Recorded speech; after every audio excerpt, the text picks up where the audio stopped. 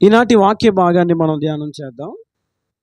Bible నుంచి నిర్గమకాండము 14వ అధ్యాయము 11వ వచనాన్ని దయచేసి చదవండి. అంతటి వారు మోషేతో, ఐగుప్తులో సమాధులు లేవని ఈ అరణ్యములో చచ్చుటకు మమ్మను రప్పించితివా? మమ్మను ఐగుప్తులో నుండి బయటికి రప్పించి మమ్మను ఇట్లు చేయనేలా. దేవుడి వాక్యముల ద్వారా మనతో మాట్లాడునుగాక. ఆమెన్. శ్రద్ధగా వినండి. ఇశ్రాయేలీలు ఐగుప్తు దేశము నుండి కనాను ప్రయాణమవుతున్న సమయంలో దేవుడు ఐగుప్తు దేశములో ఎన్నో కార్యాలు చేసి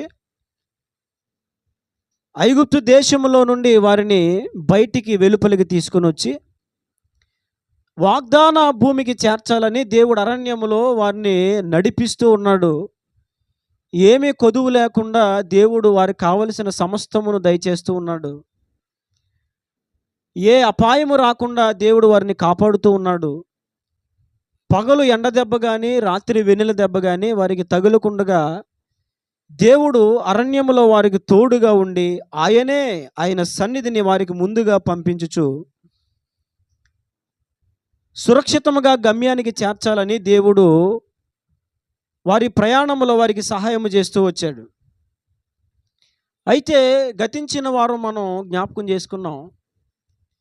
ఇలా ఒక మంచి ఉద్దేశముతో దేవుడు తన ప్రజలను కనాను ప్రాంతానికి చేర్చాలని ఆయన నడిపిస్తే అందరూ బ్రతకాలి, అందరూ కనాను చేరాలి అని దేవుడు ఒక మంచి సదుద్దేశముతో వారిని విడిపించి నడిపిస్తూ ఉంటే చివరికి దేవుని ఉద్దేశాలకు వ్యతిరేకంగా, దేవుని ఆశకు వ్యతిరేకంగా వారు అరణ్యములోనే నశించిపోయినట్లుగా, గమ్యస్థానానికి చేరనట్లుగా మనం బైబిల్లో చూసాం.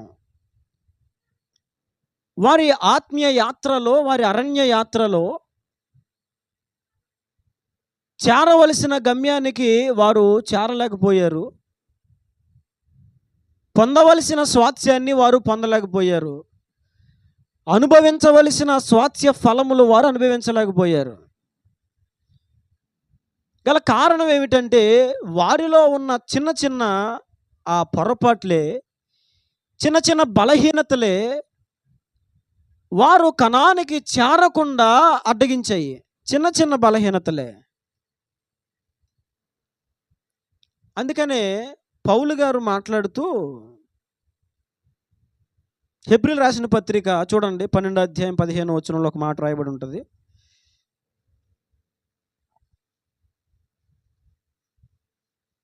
హెబ్రీయులకు రాసిన పత్రిక 12వ అధ్యాయము 15వ వచనం. మీలో ఎవడైనను దేవుని కృపను పొందకుండా తప్పిపోవునేమో అనియు చేదైన వేరు ఏదైనను మొలచి కలవరపరచుట వలన అనేకులు అపవిత్రులై పోవుదురేమో అనియు అమ్మివేసిన ఏశావు వంటి భ్రష్టుడైనను వ్యభిచారి అయినను ఉండునేమో అనియు జాగ్రత్తగా చూచుకొనుడి. పౌలు గారు మాట్లాడుతున్నారు, చేదైన వేరు ఏదైనా మొలచి కలవరపరుచునేమో అని. ఒక పూట కూటి కొరకు తన జ్యేష్ఠత్వ హక్కును అమ్మివేసుకున్న యోసేపు లాంటి భ్రష్టుడు, వ్యభిచారి మీలో ఒకవేళ ఎవరైనా ఉన్నారేమో అని జాగ్రత్తగా చూచుకోండి. పౌలు గారు మాట్లాడుతూ ఆయన చెప్పింది ఏంటంటే, చేదైన వేరు ఏదో ఒకటి మనలో మొలిచి మనల్ని కలవరపరుస్తుంది. కాబట్టి అలాగున్న చేదైన వేరు మీలో ఏదైనా మొలిచి మిమ్మల్ని కలవరపరచకుండా జాగ్రత్తగా చూసుకోండి. ఎందుకని నిత్యత్వమునకు చేరే క్రమంలో ఏదో ఒక చిన్న విధేయతను బట్టే మనము చేరే అవకాశాన్ని కోల్పోతాం. మనం చూస్తాం, ఒక ధనవంతుడు దేవుని దగ్గరికి వచ్చి, ప్రభా నేను నిత్య జీవమునకు వారసుని కావాలనుకుంటాను, ఏం చేయాలి అని అడిగాడు. అప్పుడు దేవుడు అన్నారు, నీవు ఆజ్ఞలు పాటిస్తున్నావా అంటే, షూర్, సూపరు, చిన్నప్పటి నుంచి. ఎప్పటి నుంచి? చిన్నప్పటి నుంచి, ఇప్పుడు కాదు, చిన్నప్పటి నుంచి పాటిస్తున్నాను. అప్పుడు ప్రభు అన్నారు, మంచిది అని సంతోషించి, చాలా సంతోషపడైనా అని అన్నారు. సరే, ఓకే, రైట్, చాలా మంచిది. అయితే నీకున్న ఆస్తిని అమ్మి బీదలకు ఇచ్చే, నువ్వు వచ్చి నన్ను వెంబడించు అనగానే ముఖము చిన్నబుచ్చుకొని వ్యసనపడుచు తిరిగి వెళ్ళిపోయాడు. అంటే చిన్ననాటి నుంచి సాధకం చేస్తున్నాడు, చిన్ననాటి నుంచి భక్తి కలిగి ఉన్నాడు. కానీ పరలోక రాజ్యం ఎక్కడ పోగొట్టుకున్నాడంటే ఆస్తి. అన్నీ బాగానే పాటిస్తున్నాడు, ధర్మశాస్త్రం అంతా పాటిస్తున్నాడంటే, బలులు అర్పిస్తున్నాడు, దశమ భాగాలు ఇస్తున్నాడు, క్రమముగా ఉపవాసాలు ఉంటున్నాడు. అర్థమవుతుందో? పొరుగు వారిదేమి ఆశించట్లేదు, దొంగిలించట్లేదు, అబద్ధ సాక్ష్యాలు పలకట్లేదు. అమ్మో, చాలా పర్ఫెక్ట్ భక్తుడు. కానీ ఒకే ఒకటి ఏంటంటే, తనకున్న ధనాన్ని వదులుకోలేకపోయాడు. అంటే తనకి కొంచెం ఆస్తి అంటే ఇష్టం, ఆస్తి అంటే ఇష్టం. అదే చేదైన వేరుగా మారిపోయింది. అందుకే పౌలు గారు అంటారు, చేదైన వేరు మీలో ఏదైనా మొలిచి మమ్మల్ని కలవరపరుస్తుందేమో, దేవుని దర్శనానికి, పరలోక రాజ్యానికి మమ్మల్ని దూరం చేస్తుందేమో, నిత్యత్వానికి అది అడ్డుగా ఉంటుందేమో. కాబట్టి మిమ్మల్ని మీరు జాగ్రత్తగా చూసుకోండి. ఇశ్రాయేలీలు కనాను చేరలేకపోవడానికి గల కారణం పెద్దదేం కాదు, చిన్న చిన్న పొరపాట్లే వారు కనాను చేరలేకపోవడానికి కారణంగా అడ్డుగా ఆటంకంగా కనిపిస్తున్నాయి, అడ్డుగా ఆటంకంగా మారాయి. గత వారం మనం ధ్యానం చేసాం. వారు కనాను చేరలేకపోవడానికి గల కారణం ఏంటంటే ఏమీ లేదు, భయం అంతే. ఏంటది? భయం. ఈ భయం అనేది అసలు దేవుని బిడ్డలకు ఉండకూడదు, క్రైస్తవులకు అసలే ఉండకూడదు. క్రైస్తవుడు అంటే ఎవరో తెలుసా? యోధా గోత్రపు సింహము పిల్లలు. దేవునికి మహిమ కలుగును గాక. మన దేవుడు ఎవరు? పాడతాం కదా, యోధా స్తుతి గోత్రపు సింహమా. మరి నువ్వెవరో? పిల్లవా? నువ్వెవరో? సింహపు పిల్లని నేను. అర్థమవుతుందండి? దేవుని పిల్లలమైన మనం అసలు భయపడకూడదు. వారు భయపడే ఆ కనాను ప్రాంతాన్ని, వాగ్దాన భూమిని వారు చేరలేకపోయారు. అందుకే భయం అనేది మనలో ఉండకూడదు. ఒకవేళ ఇంకా భయం మనలో ఉంటే ధైర్యము కొరకై దేవుని సన్నిధిలో ప్రార్థన చేయాలి, వాగ్దానములు పట్టుకొని ప్రార్థన చేయాలి, దేవుని మీద ఆధారపడాలి, దేవుని కొరకై త్యాగం అయిపోవాలి, తెగించాలి. క్రైస్తవుడు ఎవరో తెలుసా? తెగించి ముందుకెళ్ళేవాడు. తెగించినోడు క్రైస్తవుడు కాదు, తెగించేవాడు క్రైస్తవుడు. క్రైస్తవుడు అంటే ఎవరో తెలుసా? త్యాగము చేసేవాడు, త్యాగమైపోయేవాడు, త్యాగము చేసేవాడు, త్యాగమైపోయేవాడు.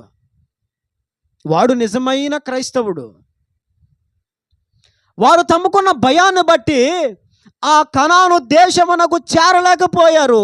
అరణ్యములో ఆకులు లేక వాళ్ళు రాలిపోయారు.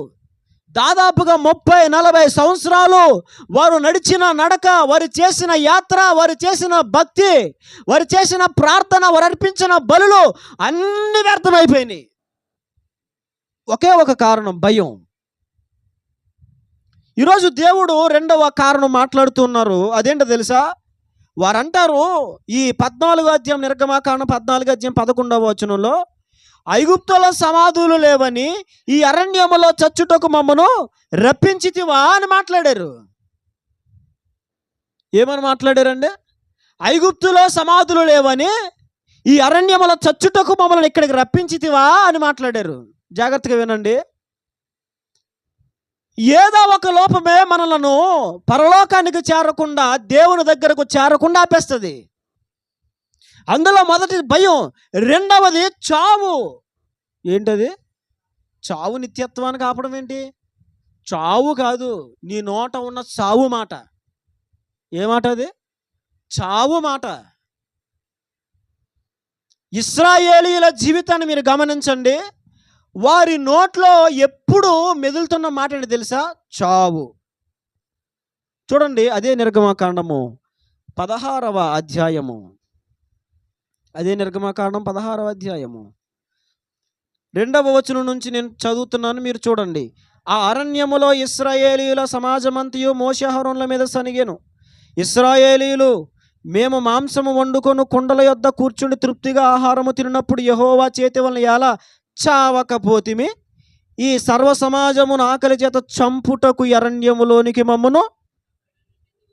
వీళ్ళ నోట ఏమి కనబడుతుంది?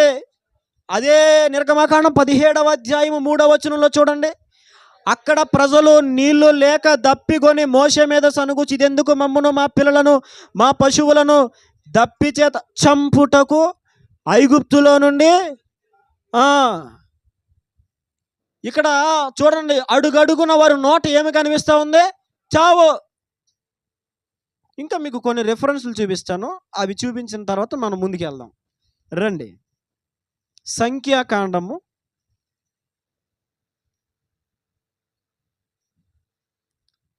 14వ అధ్యాయము.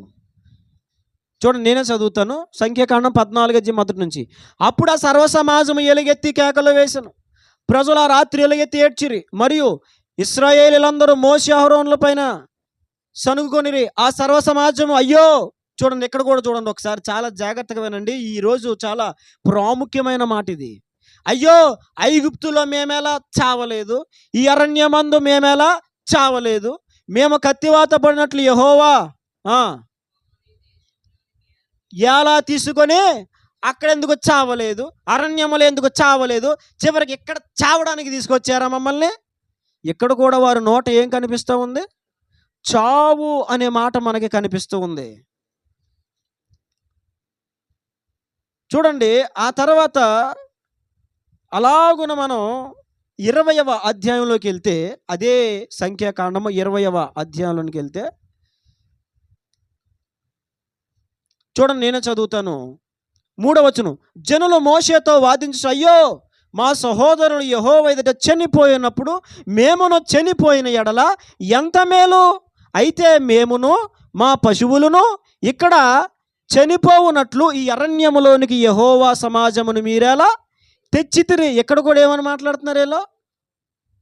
ఆ తర్వాత 21వ అధ్యాయములో, అదే సంఖ్యాకాండం 21వ అధ్యాయములో నేనే చదువుతున్నాను, కొంచెం జాగ్రత్తగా చూడండి. 5వ వచనంలో, కాగా ప్రజలు దేవునికిని మోషేకును విరోధముగా మాట్లాడి, ఈ అరణ్యములో చచ్చుటకు ఐగుప్తులో నుండి మీరు మమ్మల్ని ఎందుకు రప్పించితిరి? నేను కొన్నే చూపించాను. ఇశ్రాయేలీయులు అరణ్య యాత్రలో వారికి ఎదురైన చిన్న చిన్న కష్టాలను బట్టి, చిన్న చిన్న ఇబ్బందులను బట్టి వారు రెగ్యులర్గా వారు నోటంట పలికిన మాట ఏంటి తెలుసా? చావు. చస్తే బాగుండు కదా, చచ్చిపోతే బాగుండు కదా, మేము ఐగుప్తులో ఎలా చావలేదు, అరణ్యములో ఎలా చావలేదు, ఇక్కడ చచ్చుటకు మమ్మల్ని తీసుకొచ్చావా అన్నారు. ప్రారంభములోనే ఎర్ర సముద్రము దగ్గరికి రాగానే వాళ్ళు ఏమన్నారు? బాబు మోషే, ఏంటి ఐగుప్తుల్లో సమాధులు లేవని ఈ ఎర్ర సముద్రము దగ్గర మమ్మల్ని చంపడానికి తీసుకొచ్చావా అని ముందే మాట్లాడారు. వారి నోట ఎప్పుడు విన్నా, వారి నోటంట ఎప్పుడు వచ్చే మాట ఏంటి తెలుసా? చస్తే బాగుండు కదా, చస్తే బాగుండు కదా, లేదంటే నేను చస్తాను. ఏ క్రైస్తవుడు నోట చావు అనే మాట ఉండకూడదు. నేను చచ్చిపోతే దరిద్రం వదిలిపోద్ది, నేను చచ్చిపోతే పేడ వదిలిపోద్ది, నేను చచ్చిపోతే ఇక్కడితోనే మొత్తం అంతా క్లియర్ అయిపోద్ది.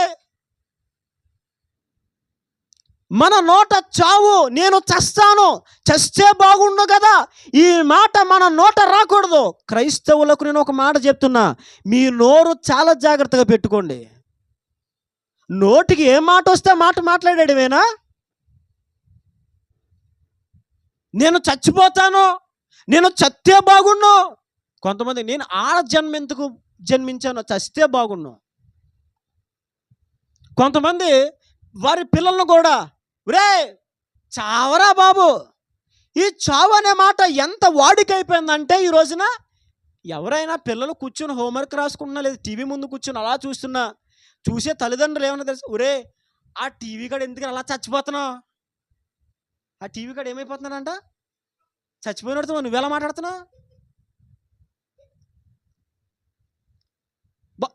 ఎందుకలా బుక్ కట్టుకున్నావు, చచ్చిపోతున్నావు, నీ నోట మాట పోదా, నీ నోరు యేసునామములో కాల్చబడును గాక. చావు చావు చావు అని వాళ్ళే అన్నారు, వాళ్ళే కోరుకున్నారు. మన దేవుడు చంపే దేవుడు కాదు, బ్రతికించే దేవుడు. చచ్చిన లాజరును తిరిగి లేపిన దేవుడు. అక్కడికి వెళ్ళి లాజరు బయటికి రా అనగానే చచ్చిపోయి అప్పటికే కుళ్ళు పోయి కంపు కొట్టవలసిన లాజరు ప్రేత వస్త్రములు ధరించిన వాడై, తెరవబడిన సమాధిలో నుంచి సజీవుడై, ఒంటి మీద ఏ కుళ్ళు లేకుండా, ఏ మచ్చ లేకుండా, ఏ పురుగు పట్టకుండగా, ఏ దేహముతో మరణించాడు అదే దేహముతో మరలా తిరిగి బయటకు వచ్చాడు. దేవునికి మహిమ కలుగును గాక. మరణము ఎందుకు వస్తుందో తెలుసా? నీ చావు నువ్వే కోరుకుంటున్నావు. ప్రతిసారి నోట చస్తే బాగుండు, నేను చచ్చిపోతాను, అప్పుడు చచ్చిపోయి ఉంటేనే బాగుండు. ఇశ్రాయేలీయులు అడుగడుగున ఎంతసేపు మాట్లాడిన మాట అదే. ఏమన్నా తెలుసా? మేము చస్తే బాగుండు, ఇక్కడ చావాలా, అక్కడ చచ్చిపోతే మేలు కదా, ఇక్కడ చచ్చిపోతే మేలు కదా. అసలు నిన్ను చంపడానికి తీసుకొచ్చాడా దేవుడు బయటికి? అన్ని అద్భుత కార్యాలు చేసి దేవుడు ఇశ్రాయేలును ఎందుకు బయట తీసుకొచ్చాడు? బైబిల్లో ఒక మాట రాయబడింది, చూడండి, నేను మీకు జ్ఞాపకం చేస్తాను. యెషయా గ్రంథము 43వ అధ్యాయం 3వ వచనం. యెషయా గ్రంథము 43వ అధ్యాయము, చాలా జాగ్రత్తగా చూడండి ఆ మాట. యెహోవానగు నేను నీకు దేవుడను, ఇశ్రాయేలు పరిశుద్ధ దేవుడనైన నేను నిన్ను రక్షించువాడను. ఈ మాట చూడండి, నీ ప్రాణ రక్షణ క్రయముగా ఐగుప్తును ఇచ్చి ఉన్నాను. చాలు. దేవుడు ఏం మాట్లాడుతున్నాడు? యెహోవానగు నేను నీకు దేవుడను, ఇశ్రాయేలు పరిశుద్ధ దేవుడైన నేను నిన్ను రక్షించువాడను, నీ ప్రాణ రక్షణ క్రయముగా ఐగుప్తును ఇచ్చాను. ఇశ్రాయేలీయులు ఐగుప్తు దేశంలో నుంచి విమోచింపబడుతున్న సమయంలో దేవుడు ఐగుప్తు జ్యేష్ఠులందరినీ కూడా సంహరించాడు. నిన్ను చంపేవాడైతే అక్కడ చంపుతాడు కదా, ఐగుప్తు దేశంలోనే చావగొడతాడు ఆయన. నిన్ను చంపడము ఇష్టము లేక నీవు ఆయన ప్రియమైన కుమారుడు అని, ప్రియమైన కుమార్తెవని నిన్ను ప్రేమించి నిన్ను విడిపించడం కొరకే నీ ప్రాణక్రయముగా దేవుడు ఐగుప్తు జ్యేష్ఠులను సంహరించేశాడు. అదే ఇక్కడ మాట్లాడుతున్న యెషయా గ్రంథంలో, నీ ప్రాణక్రయమునకు నేను ఐగుప్తును అప్పగించాను, నీవు విమోచించబడ్డావు. నీకు ప్రతిగా వారు చచ్చారు, నీవు చావాలి కానీ వారు చచ్చారు, నీవు పోవాలి కానీ వాళ్ళు పోయారు. వారిని చంపింది దేనికి దేవుడు? ఎందుకు వారిని సంహరించాడు? ఇశ్రాయేలీయులను బ్రతికించాలని, దీర్ఘాయుష్మంతులై కనాను ప్రాంతంలో వారు జీవించాలని. దేవుడు ఇశ్రాయేలును బ్రతికించాలని ఐగుప్తు తొలుచూలును జ్యేష్ఠ పుత్రులందరినీ కూడా ఒకే రాత్రిలో, బైబిల్లో రాయబడింది, రాజు మొదలుకొని సింహాసనం మీద కూర్చున్న రాజు మొదలుకొని బానిస ఇంటి వరకు జ్యేష్ఠులందరూ రాత్రి చనిపోయారు. ఇశ్రాయేలీలో జ్యేష్ఠులు ఒక్కడు కూడా చనిపోలేదు. నిన్ను బ్రతికించాలనే విమోచించాడు దేవుడు, నిన్ను బ్రతికించాలనే కాపాడుతున్నాడు దేవుడు. చాలామంది నోట చస్తే బాగుండు, దయచేసి నేను చెప్తున్నా, ఎప్పుడు మీ నోట మాట రానివ్వకండి నేను చచ్చిపోతే బాగుంటుంది. నువ్వు ఎప్పుడైతే ఆ మాట మాట్లాడతావో నువ్వు పరిశుద్ధాత్మ దేవునికి దుఃఖం కలిగిస్తున్నావు. ఎప్పుడైతే నువ్వు మాట మాట్లాడుతున్నావో నువ్వు దేవునికి విరోధంగా మాట్లాడుతున్నావు. ఎప్పుడైతే నువ్వు మాట మాట్లాడుతున్నావో దేవుని గాయాలు మరలా రేపుతున్నావు. నువ్వు అప్పుడు రేపారు దేవుని గాయాలు, కొరడాల చేత చీల్చేశారు దేవుని దేహాన్ని. మరలా నేను చస్తే బాగుండని చెప్పి నువ్వు మరలా రేపుతున్నావు దేవుని గాయాలు. బైబిల్లో భక్తుడు ఏమన్నాడు? నేను చావను, వాడు ఎప్పుడు చచ్చును అని అనుకుంటున్నారు భక్తుని కోసం. కానీ భక్తుడు అంటాడు నేను చావను. దావీదు కోసం అందరూ ఏమంటున్నారండి? ఒరే ఈడెప్పుడు చస్తాడరా, ఎప్పుడు చస్తాడరా బాబు, ఎప్పుడు చస్తాడరా ఈ మాటలు వినబడుతున్నాయి. కానీ భక్తుడు అంటాడు నేను చావను. ఏమవును? నేను చావను, సజీవుడనై దేవుని క్రియలు కార్యములు వివరిస్తాను. చావు అనే మాట నీ నోటను వచ్చిందనుకో, భక్తి జీవితంలో చల్లారిపోతా. తెలుసా నీకు ఆ విషయం? చావు అని మాట్లాడడం చులకనగా ఉందా నీ నోటికి? నోరుంది కదని చెప్పి ఏది పడుతుంది మాట్లాడతావా? పిల్లల్ని చావరా అని, నేను చస్తానని, చచ్చిపోతే బాగుండు కదా అని చంపడానికి దేవుడు పుట్టించాడా? దేవాతి దేవుడి భూలోకానికి వచ్చి మనల్ని బ్రతికించాలని ఆయనే మన మరణమును ఆయన మీద వేసుకొని మన కొరకు చనిపోయాడు. ఆయన యేసు ప్రభు ఈ లోకానికి వచ్చి చనిపోయింది దేనికోసం చనిపోయాడు? ఆయన నీ కోసం, నా కోసం. ఆయన చనిపోయి ఆయన చెప్పాడు నువ్వు చావాల్సిన అవసరం లేదు, నువ్వు నా కోసం బ్రతుకు. దేవునికి మహిమ కలుగును గాక. చావాల్సిన అవసరం మనకు లేదు, మనం దేవుని కోసం బ్రతకడమే. ఇశ్రాయేలీయులు ఆ రోజున చావు చావు చావు అని మాట్లాడారు. చివరికి వారు చెప్పినదే వారి జీవితంలో జరిగింది. అందుకే దేవుడు చూడండి, సంఖ్యాకాండంలో ఆయన మాట్లాడతారు ఒక చోట.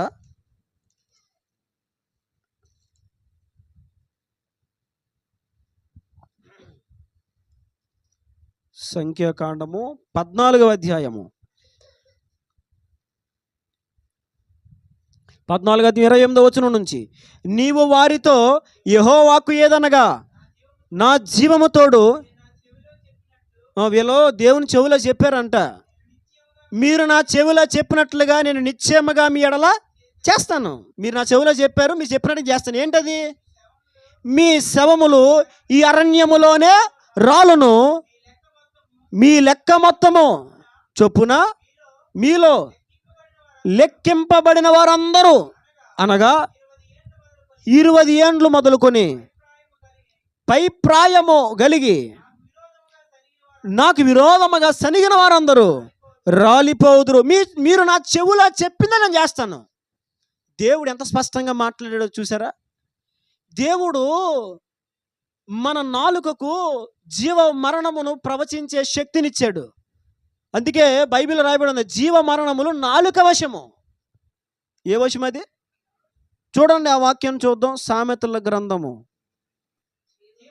18:21, జీవ మరణములు నాలుక వశము, దాని యందు ప్రీతి పడువాడు దాని ఫలము తిందరు. దేవుడు ముందే చెప్పాడేమని? జీవము మరణము నీ నాలుక వశంలో ఉంది. నోటంట చావు మాట చూస్తేనే బతకాలని ఉంటుంది, మరి చావు మాట ఎందుకు వస్తుంది నోటంట? దేవుడు నోరిచ్చాడు ఇష్టానుసారంగా మాట్లాడడానికా? నోరెందుకు ఇచ్చాడు? దేవుడిచ్చిన నోరుతో ఏం మాట్లాడుతున్నావు తెలుస్తుందా? స్పర్శుండే మాట్లాడుతున్నావా, లేదంటే ఈ నోటుకొచ్చి నోరుంది కదని చెప్పి ఇష్టానుసారంగా మాట్లాడుతున్నావా? నేను చస్తాను, నేను చచ్చిపోతే బాగుంటుంది. నిన్ను చంపేదైతే దేవుడి లోకానికి వచ్చి సిలువ వేయబడవలసిన అవసరం ఏమీ లేదు. నిన్ను చంపేదైతే ఆ దేవుడే మనిషిగా మారి ఈ లోకానికి వచ్చి రోమా సైనికుల చేత భయంకరమైన దెబ్బలు తినవలసిన అవసరం లేదు. ఇశ్రాయేలు అడుగడుగున చావు చావు చావు చావు అని మాట్లాడి చివరికి అదే తెచ్చుకున్నారు. అందుకే ప్రభు అంటారు, మీరు ఆ చెవులో ఏం చెప్పారో నిశ్చయముగా నేను మీకు అదే చేస్తాను. ఎందుకని మీరు చావే కోరుకుంటున్నారు. కొంచెం కష్టం వస్తే చచ్చిపోతానంటవా? మొన్న నేను గతంలో ఒక నెల క్రితమే అటు తాడేపల్లిగూడెం వైపు వెళ్ళినప్పుడు అక్కడ ఆటోలో ఒక సహోదరుడు నాకు పరిచయం అయ్యాడు రీసెంట్గానే. ఇప్పుడే దేవునిలోకి వస్తున్నాడు. నన్ను చూశాడు. నేను వాస్తవానికి బైబిల్ కూడా ఏమీ పైకి పెట్టుకోలేదు. నేను ఫ్యాన్సీ కవర్లో పెట్టాను బైబిల్. పైకి బైబిల్ ఉన్నట్టు కూడా తెలీదు. అది పట్టుకొని నేను ఆటో ఎక్కాను. నాతో పాటు ఆటో ఎక్కాడు. చాలాసేపు నన్ను గమనించాడు. దిగేటప్పుడు మీరు పాస్టర్ గారా అని అడిగాడు నన్ను. అవును బాబు, అవును అన్న, అవును తమ్ముడు అని చెప్పాను. నీకెలా తెలుసా అన్నాను. ఇందాక నుంచి నాకు ప్రేరేపణ కలుగుతుంది మీరు పాస్టర్ గారని, అందుకే పాస్టర్ గారని అడుగుతున్నానంటే అవును నిజమే అని అన్నాను. నా నెంబర్ తీసుకున్నాడు. ఇలాగా దేవునిలో కొనసాగాలనుకుంటున్నానంటే మంచి, చాలా సంతోషం. నా నెంబర్ తీసుకో, ఏ డౌట్ వచ్చినా నాకు ఫోన్ చేయి, ఎప్పుడు నీకు అందుబాటులో ఉంటాను. దేవుని ఉండడం కంటే గొప్ప విషయం ఏముంది అని చెప్పాను. తర్వాత ఫోన్ చేశాడు, మాట్లాడాను, ప్రార్థన చేశాను. మొన్న ఒకసారి ఫోన్ చేసి బ్రదర్ నాకు ఈరోజు ఏంటో భయంగా ఉంది, కొంచెం ఏదో అన్కంఫర్ట్గా అనిపిస్తుంది, డిస్టర్బ్గా ఉంది అని అన్నాడు. నాకు అర్థమైపోయింది. నేను అన్నా ఇంట్లో గొడవ ఏమైనా అయిందా అన్నా. అయింది బ్రదర్ అని అన్నాడు. ఆ గొడవలో మీరేమో నోరు పాడు చేసుకున్నారా అని అన్నా. కొంచెం కాని మాట మాట్లాడాను బ్రదర్ అని అన్నాడు. ఏం మాట్లాడారు అని అన్నా. నేను చస్తే గొడవ వదిలిపోద్ది అన్నాను అని చెప్పాడు. మరి మైండ్ ఎందుకు గలిబిలవుతుంది? ఎందుకు సమాధానాన్ని కోల్పోతున్నాము? ఎందుకు ప్రభు ఇచ్చిన నెమ్మదిని కోల్పోతున్నాము? నోటికి ఏదో వస్తే అది మాట్లాడుతున్నాం కాబట్టి. అప్పుడు నేను చెప్పా, ఇప్పుడే ప్రార్థన చేసుకోండి, నేను కూడా ప్రార్థన చేస్తాను. ప్రార్థించేవారి నోట చావు మాట రాకూడదు. నేను చస్తే బాగుంటుంది, నేను చచ్చిపోతాను అన్న మాట మన నోట రాకూడదు. ఇశ్రాయేలీయులే కాదు, ఈ రోజున చాలామంది చావును కోరుకొనే చచ్చిపోతున్నారు. నేను బ్రతుకుతాను, దేవుడు నన్ను బ్రతికించడం కోసమే ఆయన మరణించాడు అన్న విషయాన్ని చాలామంది మర్చిపోతున్నారు. ఆ రోజున ఇశ్రాయేలీయులను బ్రతికించాలని దేవుడు ఐగుప్తు జ్యేష్ఠులను చంపి వారి ప్రాణ క్రయముగా వారిని దేవుడు అడ్డుగా ఉంచాడు. ఈ రోజున దేవుడు మనం బ్రతికించాలని ఆ దేవుడే మానవునిగా ఈ భూలోకానికి వచ్చి మన కొరకు భయంకరమైన శిలువ త్యాగమును చేసి ఎందుకు చచ్చిపోయాడు తెలుసా? ఆయన ఎందుకు చచ్చిపోయాడు? నువ్వు చచ్చిపోతున్నాను అన్న మాట నువ్వు మాట్లాడుతున్నావు అంటే దేవుని మరణ పునరుద్ధానముల విలువ నీకు తెలియలేదు. చావు అన్న మాట నీ నోటను వస్తుందంటే దేవుడు నీ కొరకు చేసిన కలువరి త్యాగం విలువ నువ్వు ఇంకా ఎరగలేదు, అందుకే మాట్లాడుతున్నావు. లేకపోతే నీ నోటంటే మాట రాదు అసలు. ఆనాడు రోమా సైనికులు యేసు ప్రభువుని నిలవబెట్టి నగ్నంగా నుంచోబెట్టి వస్త్రాలన్నీ తీసేసి, కాబట్టి జీవితంలో బాగా సిగ్గు కలిగించే పరిస్థితి ఏదైనా ఉందో బ్రతుకులు అంటే బట్టలు లేకుండా నుంచోడమే.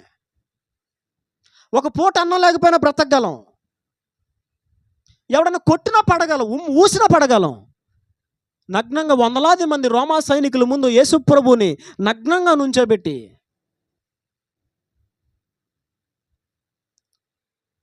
జస్ట్ కేవలం మర్మయవాళ్ళు కప్పుకోవడానికి చిన్న గుడ్డ కట్టి తన దేహమంతా కూడా నగ్నంగా అందరూ కనిపించేలాగా ఆయన వస్త్రాలను ఊడబెరికి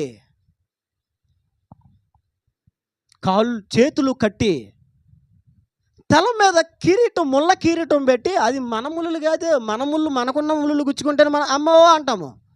అవి మామూలు ముళ్ళు కాదు, చాలా బారుండే ముళ్ళు అవి.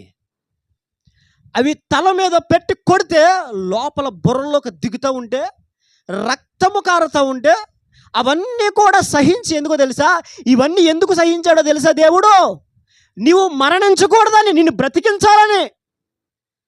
నువ్వు ఇంకా ఈరోజు నోటంట చావు చావు చావు అని మాట్లాడుతూ ఉంటావు. చచ్చి ఉద్ధరించేది ఏమి లేదు, బ్రతికి ఉద్ధరించాలి భూమి మీద. దేవునికి మహిమ కలుగును గాక. చచ్చి నువ్వు సాధించింది ఏముంది? చస్తే విజయం వచ్చేస్తుందా? చచ్చిపోతే నీ సమస్యకు పరిష్కార మార్గం దొరుకుతుందా? చచ్చిపోతే నీకు నీ ప్రార్థనకు జవాబు వచ్చేసిందా? నేను చెప్తున్నా, నీవు చనిపోవాలని కోరుకుని నీకు నువ్వుగా చచ్చిపోతే లేదా చావు కోరుకొని చావు మాట్లాడుతున్నావంటే నువ్వు విజయం పొందట్లేదు, నువ్వు ఓటములు పాలవుతున్నావు. భయంకరమైన శిలువ యాగమైపోయి ముసుగు వేసి పిడుగుద్దులు గుద్ది ఆయన్ని పిడుగుద్దులు గుద్ది, ఏ యేసు నిన్ను కొట్టినవాడు ఎవడో చెప్పరా, ప్రవచించరా, నిన్ను కొట్టినాడు ఎవడో చెప్పరా,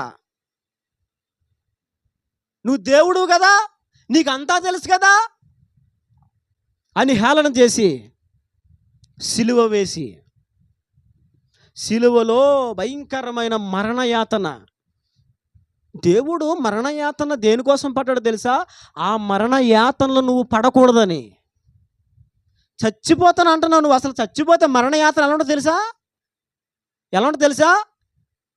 ఎలా ఉండాలో నీకు తెలియాలంటే ఆనాటి రోమా సైనికులు రావాలి, ఆనాటి కొరడాలు నీకోసం తేవాలి, నిన్ను మొత్తం తీయాలి, బట్టలు తీయాలి, నిన్ను బండ కట్టాలి. కొట్టిన కొరడాతో నీకు 39 దెబ్బలక్కర్లా, ఒక్క దెబ్బ కొట్టారా కీక్. రోమా సైనికులు ఆ రోజు వాడిన కొరడాకి ఉన్న 16 శాఖలు ఒక్క చోట ఒక్క కొరడ ఒక్కసారి పడితే 16 చోట్ల చీలిపోతుంది. 16 చోట్ల చీలిపోద్ది. మాంసపు ముద్దలు లెగిస్తాయి బయటికి. నీకు ఈపు మీద ఒక్కసారి అయితే దెబ్బకి మారుమనిసి వచ్చేద్దేమో. నాకైతే వద్దు బాబాయ్, నేను తట్టుకోలేను. నేను ముందే చెప్పేస్తున్నా, మీరు ఎవరైనా తట్టుకునే వాళ్ళని చూడాలి అనుకుంటే కనుక దేవుని స్తోత్రం. నేనైతే కొరడా దెబ్బ కాదు కదా, కొరడాలో ఉన్న ఒక్క శాఖ అదుపు తప్పి వచ్చి పడినా నేను ఇంక తండ్రి నా ఆత్మను నీకు అప్పగించుకుంటున్నాను ప్రభా, నీ చిత్తం అంటాను. అలాంటి భయంకరమైన కొరడా దెబ్బలు తిని దేహమంతా ఛిద్రమైపోయి రక్తమంతా మొత్తం కారిపోయి ఒక మాంసపు ముద్దగా మారిపోయి ఆయన స్వరూపము కురీపిగా మారిపోయి ఇన్ని నరక యాతనలు మనం పడాలి. అది మనం పడవలసింది. మన పాపం వల్ల మనకు వచ్చే జీతం అది. కానీ దేవుడు మన కొరకు ఆయన మరణయాతనలు సహించి ఒక్క మాట కూడా మాట్లాడకుండా మౌనంగా ఉండి ఉదయం 9 గంటలకు సిలువేస్తే మధ్యాహ్నం 3 గంటల వరకు 3 మేకుల మీద వ్రేలాడి ఎన్ని దెబ్బలు తిని, అప్పటికే పిడుగుద్దులు తిని, అప్పటికే దెబ్బలు పడి, తల మీద రెల్లుతో కూడిన కిరీటము పెట్టబడి అవి లోపల గుచ్చుకుంటా ఉంటే ఈరోజుకి నువ్వు ఇంకా నేను చచ్చిపోతే బాగున్నా నువ్వు అంటున్నావంటే దేవుని మరణ త్యాగము యొక్క విలువ నీకు తెలియలేదు, నీకు అర్థం అవ్వలే. దేవుని మరణ త్యాగమును గురించి నువ్వు తెలుసుకుంటే ఎప్పుడు నేను చస్తానని మాట్లాడు. ప్రభా, బ్రతికితే నీ కోసం బ్రతుకుతాను నాయన, నీ కోసం బ్రతుకుతాను ప్రభా. ఒకప్పుడు రోడ్డు మీద నడుచుకుంటూ వెళ్ళిపోయి నడు రోడ్డు మీద లోకమును ప్రేమించి లోక వ్యామోహంలో పడి లోక ప్రేమలో విఫలమైపోయానని చెప్పి చావు కొరకు ఎదురెళ్ళుండి. నేను చావు కొరకు రోడ్ల మధ్యలో లారీలు ఆటోల మధ్యలో నడిచాను. ఏ లారీ వచ్చి ఏ ఆటో వచ్చి గుద్దేస్తే చచ్చిపోతాను, గొడవ వదిలిపోద్ది అనుకున్నా. కానీ ఈ రోజున ప్రతి క్షణము బ్రతకాలని ఉంది దేవుని కోసం. ఒకవేళ చచ్చిపోతే క్రీస్తు కోసం చచ్చిపోవాలని ఉంది తప్ప ఈ లోకంలో ఉన్న నిందల కోసం అవమానాల కోసం చచ్చిపోవాలని తెలియదు. నీకు ఎందుకు చచ్చిపోవాలని ఉంది? క్రీస్తు కోసమా? లేదంటే నీ జీవితంలో ఎదురవుతున్న శ్రమల కోసమా? దేనికోసం చచ్చిపోవాలనుకుంటున్నావు? పౌలు గారు చెప్పారు, నా మట్టుకైతే బ్రతుకుట క్రీస్తే, చావైతే బతకడం ఇష్టం లేక మాట్లాడా మాట. ఒకవేళ క్రీస్తు కొరకు చచ్చిపోతే సంతోషం, చాలా మేలు.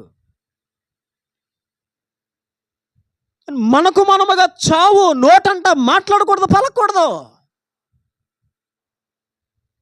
అంత భయంకరమైన యాతన పడి ఉదయం 9 గంటలకు సిలువ వేయబడితే మధ్యాహ్నం 3 వరకు ఆయన చనిపోయేసరికి 3 అంటే ఎన్ని గంటలైనాయి? 6 గంటలు. 10, 11, 12, 1, 2, 3 6 గంటలు. 6 గంటల పాటు ఇన్ని భయంకరమైన కొరడా దెబ్బలు తిని సిలువలో 6 గంటల పాటు ఆయన ఇంకా నరక యాతనలు అనుభవించాడు. ఇన్ని యాతనలు ఎందుకు పడ్డాడు ఆయన? చచ్చిపోతే బాగుంటుందని మనం అంటామనా? చావు మనకు రాకూడదనే కదా. మరణము నుండి జీవములోనికి మనల్ని దాటించాలనే కదా. నిత్యత్వములో మనల్ని ప్రవేశపెట్టాలనే కదా. మరణ యాతనలు మనం అనుభవించకూడదనే కదా దేవుడు ఇంత గొప్ప త్యాగం చేసింది. కానీ ఈరోజుకి నువ్వు చావు కోసం మాట్లాడుతున్నావు, నేను చస్తానంటున్నావు అంటే దేవుని మరణ త్యాగము విలువ నీకు తెలియలేదు. తెలుసుకో. ఈరోజు ఇశ్రాయేలు అలాగే చావు కోరుకొని చివరికి కనాను చేరవలసిన వారు, సారవంతమైన ఫలములు అనుభవించవలసిన వారు అరణ్యములోని ఆకుల్లాగా రాలిపోయారు. వారు అరణ్యములోని ఆకుల్లాగా రాలిపోవడం దేవుని చిత్తమా, దేవునికి ఇష్టమా? ఏమాత్రము కాదు. వారు బ్రతకాలి, వారు ఆ కనాను దేశమును స్వాస్థ్యముగా పొందాలి. దేవుడే వారి కొరకు విచారించి వారి కొరకు సిద్ధపరిచిన భూభాగం అది, శ్రేష్టమైన భూభాగము. కానీ వారు చేరలేకపోవడానికి రెండో లోపం ఏంటో తెలుసా? చావు. మీ నోరులు జాగ్రత్త. నోటితో ఏం మాట్లాడుతున్నారో ఒకసారి ఆలోచించుకొని మాట్లాడండి. సమస్య వస్తే చచ్చిపోతాను, అప్పుడే చచ్చిపోతే బాగుండు, దేవుని ఎరుగనప్పుడు, దేవుని మరణ త్యాగము విలువ ఎరుగనప్పుడు మాట్లాడేమో గతంలో ఆ మాటలు, ఇప్పుడు కూడా అదే మాటలు మాట్లాడుతున్నామంటే దేవుని మరణ విలువను మనం ఎక్కడ ఎరిగాము? ఒకప్పుడు నేను అలా ఇంట్లో ఏదో మా అమ్మగారు మా నాన్నగారు సంథింగ్ ఎవరో కొట్టారని తిట్టారని, ఎవరు కొట్టారో ఏంటో నాకు గుర్తులేదు. కానీ నాకు బాధ కలిగి చిన్నతనంలో బహుశా నాకు తెలిసి అప్పుడు నాకు ఒక 10 సంవత్సరాల వయసు ఉంటుందేమో, 10-9 సంవత్సరాల వయసు ఉంటుందేమో. నాకు కూడా చచ్చిపోవాలనిపించింది. ఏమనిపించింది? పుట్టిన కాడ నుంచి ఇప్పుడు దాకా అసలు నాకు చచ్చిపోవాలనిపించలేదండి. చచ్చిపోతానని ఎప్పుడు మాట్లాడలేదండి. నాన్న వాళ్ళు చేయతండి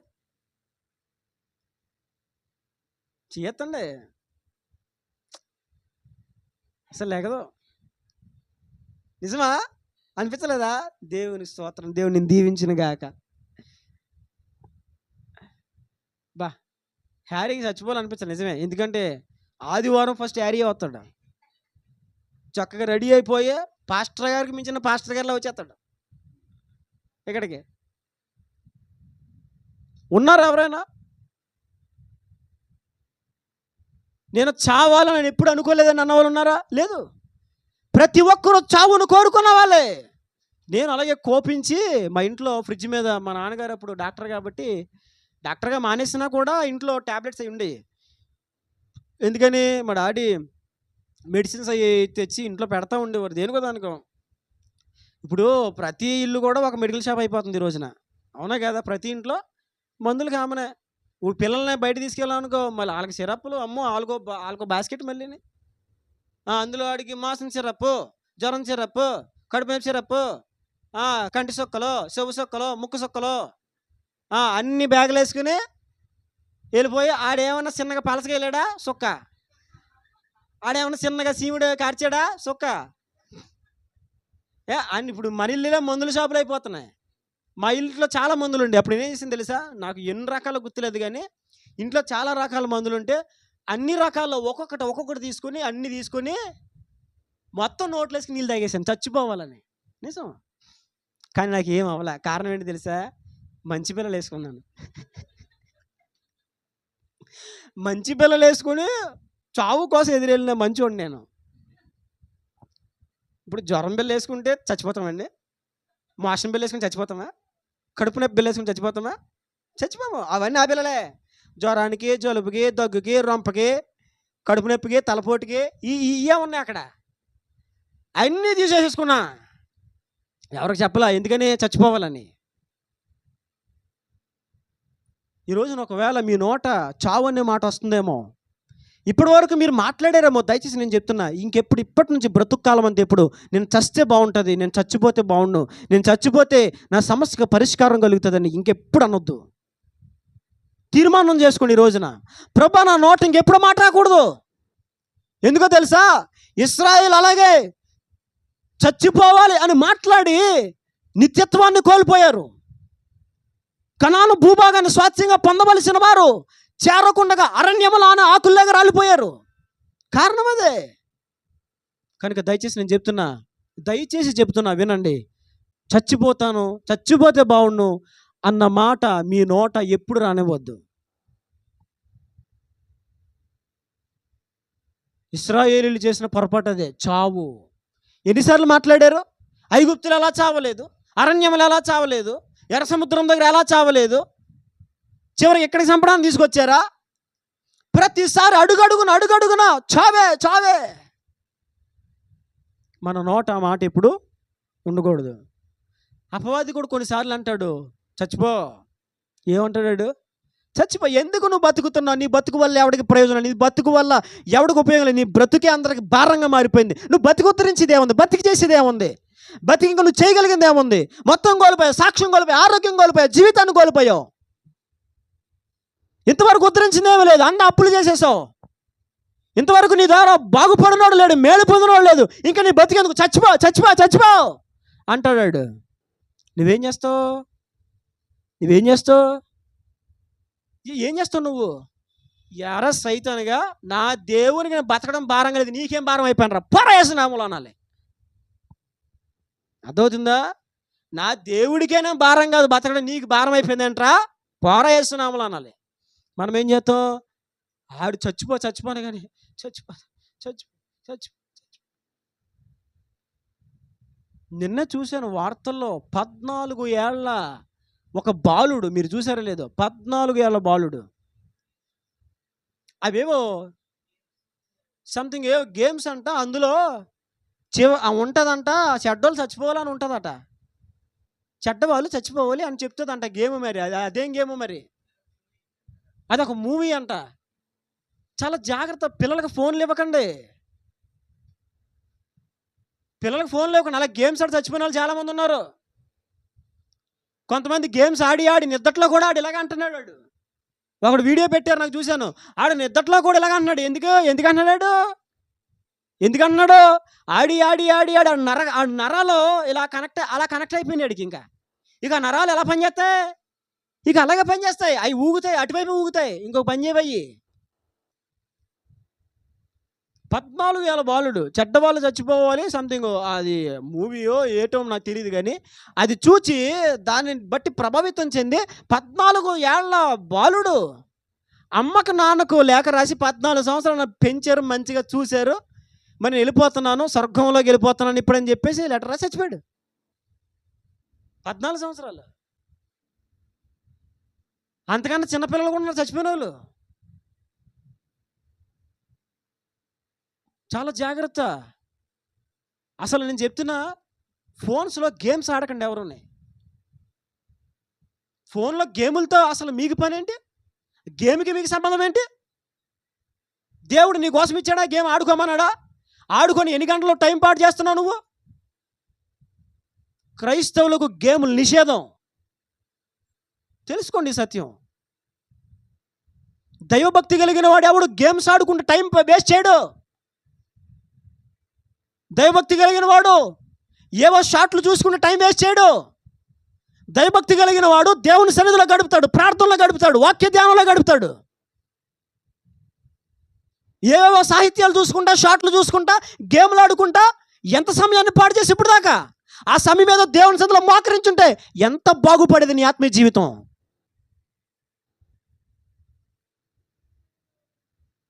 ఫోన్లు జాగ్రత్త. ఫోన్లు పిల్లలకి ఇవ్వకండి. ఏదైనా ఒకవేళ ఇస్తే దైవ సంబంధమైన పాటలు పెట్టండి, మంచి పాటలు పెట్టండి, దైవ సంబంధమైన పాటలు పెట్టండి, నేర్పించండి. చిలక చిట్టి చిలక, అమ్మ కొట్టిందా, గూటికి వెళ్ళావా, గుట్టుకు మింగావా? ఈ చిలక, ఈ గోరెంక ఎందుకు వచ్చినాయి ఇవన్నీ? పాటలు పెట్టండి, చక్కగా మంచి అర్థవంతమైన పాటలు పెట్టండి, నేర్పించండి. వారి భావాలు చెప్పండి పిల్లలకి. కొంచెం అరే పాట విన్నావా, దాని భావం ఏంటి తెలుసా, ఇదిరా అదిరా అని చెప్పండి. చిన్నపిల్లలు మన చిన్నపిల్లలకు కూర్చొని వాళ్ళతో పాటు చిలక హిహి అంటే మన హిహి అని ఉరి చిలక వచ్చిందిరా, నీ చిలక వచ్చిందిరా, నీ చిలక వచ్చిందిరా, నీ చిలకే, నీ చిలకో నా చిలకో. చాలా జాగ్రత్త. అపవాది ఎవరిని మృంగుదునా అని చెప్పి వాడు గర్జించే సింహం వలె తిరుగుతున్నాడు. మనల్ని చంపి నరకమునకు ఈడ్చుకొని పోవాలన్నదే అపవాది యొక్క సంకల్పం. కాబట్టి జాగ్రత్త. చావు మీ నోట రానివ్వకండి. మీ పిల్లలు కూడా చచ్చిపో. పిల్లలు అలా మాట్లాడొద్దు. పిల్లల్ని గేదెలు కాసుకో, పేడగాళ్ళు తీసుకో, అర్థమవుతుందా, గడ్డి కోసుకో, పెంటెత్తుకో, అసలు ఈ పదాలు వాడకండి. మన నోరు ఒకసారి ఆలోచించండి.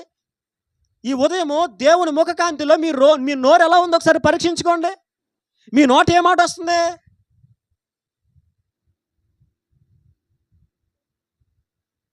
యోగికరమైన మాటలు ఎన్ని వస్తున్నాయి నోటంట?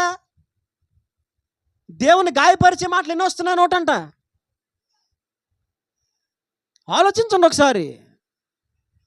ఇశ్రాయేలీలు వాగ్దాన భూమికి చేరవలసిన వారే చావు అని మాట్లాడి చావు కోరుకుని వారు చెప్పినట్లుగా, వారు కోరుకున్నట్లుగానే అరణ్యములను ఆకుల వలె రాలిపోయారు. వారు కనాను చేరలేకపోవడం రెండవ కారణం ఏమని చెప్పాను? చావు. చావు.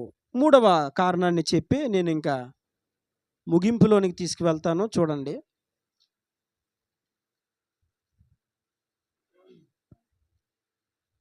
నిర్గమకాండము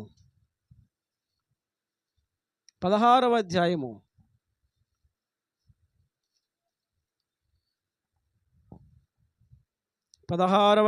2వ వచనం చూడండి. అరణ్యములో ఇశ్రాయేలీయుల సమాజమంతయు మోషే అహరోనుల మీద, ఈ మాట కూడా చూడండి. ఇప్పుడు ఏంటిది? సనిగేను. ఒకటేంటి? ఎందుకు చేరలేకపోయారు? భయం. రెండవది ఏంటిది? చచ్చిపోతే బాగుండు. మూడోది ఏంటిది? సనుగు. ఏంటిది? సనుగు. సనుగు. సనుగు. 17వ అధ్యాయంలోకి రండి. 17వ అధ్యాయం 3వ వచనం చూడండి. అక్కడ ప్రజలు నీళ్లు లేక, చదవండి, ఏం చేశారు? వీళ్ళు సనుగు. ఇక్కడ కూడా చూడండి, ఏం కనిపిస్తుంది? సనుగు. సనుగు. అది మీరు మార్క్ చేసుకోండి. రండి, సంఖ్యాకాండంలోకి రండి.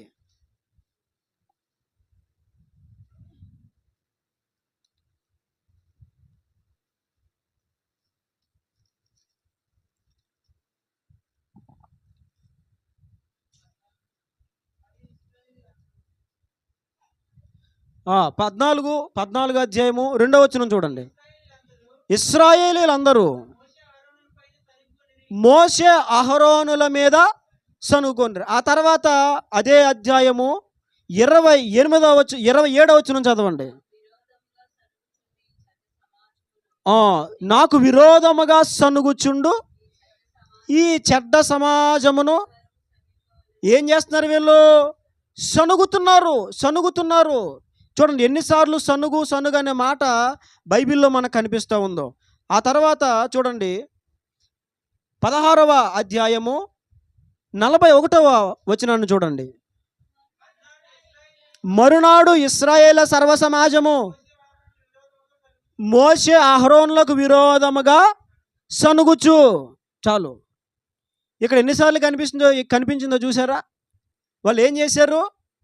దేవుని మీద, మోషే అహరోనుల మీద ఇంకా కొన్ని సనుగులు ఉన్నాయి వాళ్ళకి. చూడండి, దేవుని పిల్లలమైన మనము సనుగులు అనేవి కలిగి ఉండకూడదు. సనుగు అనేది మనకు ఉండకూడదు. సనుగు అనేది మనకు ఉండాల్సిన బుద్ధి అసలు కానే కాదు. సనగకూడదు మనం. అందుకే చూడండి, 1 కొరింథీయులకు రాసిన పత్రిక 10వ అధ్యాయము 10వ వచనం ఒక మాట రాయబడి ఉంది. 1 కొరింథీయులు 10వ అధ్యాయం 10వ వచనం. మీరు సనగకుడి, వారిలో కొందరు సనిగి సంహారకుని చేత నశించిరి. మీరు సనగకండి. వారు అలాగే సనిగి సంహారకుని చేతిలో నశించిపోయారు. ఇశ్రాయేలుకున్న 3వ బలహీనత, లోపము, పాపం ఏంటో తెలుసా? సనగడము. వీళ్ళకి అడుగడుగున భయమే. అడుగడుగున భయమే. అంటే నాకు భయం లేదు అన్న వాళ్ళు చేస్తుండో సారి సీరియస్గా అడుగుతున్నాను సొమ్మ. అర్ధరాత్రి మధ్యరాత్రి గదిలో ఒకడిని పడుకుంటాను, భయం లేదు అన్నది చేయొద్దండి. ఆన్సీ, నువ్వు అడిగినట్టు చూస్తున్నాను, నేను అడుగుతున్నాను. పెద్ద నువ్వు అడుగుతున్నట్టు అందరం ఎలా చూస్తున్నావేంటి? నువ్వు నిజం చెప్పు. నువ్వు నిజం చెప్పలే, శుక్రవారం లైట్ ఆపేసి డెవలప్ తెమ్మని పంపిస్తాను నేను గదిలోకి. చూసుకో, దాన్ని బట్టి నువ్వు నిర్ణయం తీసుకో. చెయ్యెత్తేకు ముందే. చీకట్లో ఒక గదిలో నేను ఉంటాను, అసలు నాకు భయం లేదంటే చెయ్యెత్తు. అది ఇప్పుడు అర్థమైంది, ఇప్పుడు వెళ్ళింది లోపలికి, ఇప్పుడు వరకు వెళ్ళలేదు. చీకట్లో అందరూ ఉంటే కూడా అది కాదు, నువ్వు ఒక్కడవే. చూసారా? అసలు భయం వదిలేసుకోవాలి. అసలు దేనికి భయం?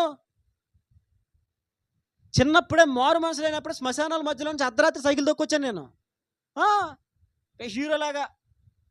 ఏమనుకుని తెలుసా, రాణితో పీక పిసికేస్తుందని అనుకునేవాడు. నిజం, ఎటకారం కాదు, లేని మాట కాదు, యథార్థంగా చెప్తున్నా. ఇంకా చెప్పాలంటే నాతో వచ్చిన దయ్యాలన్నీ మా అమ్మ పీకెట్టేసుకుని. ఒకరోజు మా ఊరు దగ్గరలో కౌంట్లపాలెం ఒక ఊరు ఉంటే, అక్కడ క్రిస్మస్ జరుగుతుంటే ప్రోగ్రామ్ డ్యాన్స్లు వేసేవారు. మనకు డ్యాన్స్లు అంటే ఇష్టం కదా. అక్కడికి వెళ్ళి ఆ డ్యాన్స్లన్నీ చూసి, నాటికలన్నీ చూసి అర్ధరాత్రి 12 అయిపోయింది. అర్ధరాత్రి 12 ఆ కౌంట్లపాలెం నుంచి మా ఊరు చాలా మధ్యలో రోడ్డు, అది చాలా మధ్యలో రోడ్డు, స్ట్రీట్ లైట్లు కూడా లేవు. వెన్నెల రాత్రుల్లోనే సైకిల్ దొక్కొచ్చేయడమే. కౌంట్లపాలెం నుంచి ఆ గుడి దాటుకొని మా ఊరు రావాలంటే ఒక్కొక్కడికి అసలు సందేహమే లేదు. అలాంటి సమయాల్లో రాత్రి మారు మనసు లేనప్పుడు సైకిల్ దొక్కుని వచ్చాను నేను. అప్పుడే భయం లేదా?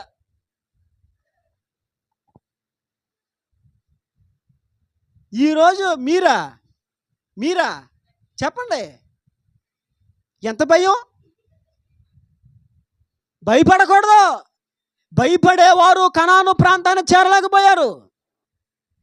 ఒకవేళ ఇంకా భయం ఉంటే ప్రార్థన చేసుకోండి, సీరియస్గా తీసుకోండి ఈ మాట. ప్రభువా, నాకు భయం అవుతుందయ్యా, ఒక్కదాన్నే ఉండలేనయ్యా.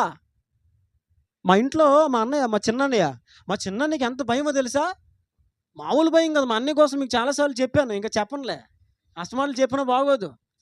నీళ్ళ ట్యాప్ పొద్దున్న తెల్లవారులు నీళ్ళు వస్తాయి కదా, నీళ్ళు వచ్చి ముందు సౌండ్ వస్తుంది కదా, ఆ సౌండ్ కూడా భయపడేవాడు మా అన్నయ్య.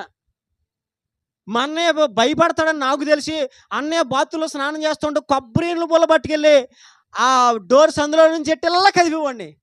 బాత్రూమ్ అనివాడు మా అన్నయ్య. అంత భయము, ఎంత భయం అంటే ఇంకా చెప్పలేమన్నమాట. మా అన్నయ్య నీడని చూసుకుని మా అన్నయ్య భయపడేవాడు. కానీ ఇప్పుడు దెయ్యాలకి ఎదురెళ్తాడు. ఎందుకు వచ్చింది అంత ధైర్యం? ఎవరికైనా దయ్యం పట్టుకుని అంటాడు, అంతేక. ఒకప్పుడు మా నాన్నగారు ఆరాధన చేస్తూ ఉంటే సంఘంలో కొంతమంది ఎగురుకుంటా చేసేవారు ముందుకి. అది చూడగానే మా అన్నయ్య కూర్చొని లేచి డాడీ అని వెళ్ళిపోయాడు. డాడీ 2 కాళ్ళు మధ్యలో దూరిపి కాళ్ళు అట్టేసుకునేవాడు మా నాన్నగారిని. అంత పిరికి. కానీ దేవుళ్ళలోకి వచ్చిన తర్వాత పిరికితనం పోయింది. దేవుని ఆత్మచేత నింపబడిన తర్వాత పిరికితనం పోయింది. భయపడకూడదు, ఇంకా పిరికితనం అనుకుండకూడదు. దేవుని ఆశ్రయించి గట్టిగా, భయం అనేది నీలో ఉండదు. ప్రార్థన చేయి, ప్రభువా నీవు మాకు దత్తపుత్రాత్మనిచ్చావు, కానీ పిరికితనం కలిగిన ఆత్మనివ్వలా. ధైర్యమనేవి ఒక్కడినైనా నేను ఉండగలగాలి అంటే ధైర్యమనేవి అడుగు దేవుణ్ణి. భయపడుతూ బ్రతకొద్దు, ధైర్యంగా బ్రతకాలి. మరణానికి భయపడకూడదు, మరణానికి ధైర్యంగా ఎదురెళ్ళాలి. మరి అలా వెళ్ళలేదు. ఎంతసేపు? రెండవది చావే కోరుకున్నారు. మూడవది సనుగుడు. ఏంటండి అది? సనుగుడు. ఏంటి సనుగుడు? శ్రమ వస్తే చాలు సనగడం. వెళ్ళారు, ఆకలి అయింది. ఆకలి అయినప్పుడు ఏం చేయ? ప్రార్థన చేయొచ్చు కదా. నువ్వు సమస్యను బట్టి అంతసేపు సనిగే బదులు 1 గంట ప్రార్థన చేయొచ్చు కదా. ఎవడో నిన్ను వ్యతిరేకించాడు, ఎవడో ఏదో అన్నాడు, సనుక్కునే బదులు కాసేపు ప్రార్థన చేయొచ్చు కదా. శ్రమ ఎదురైతే సనగడం.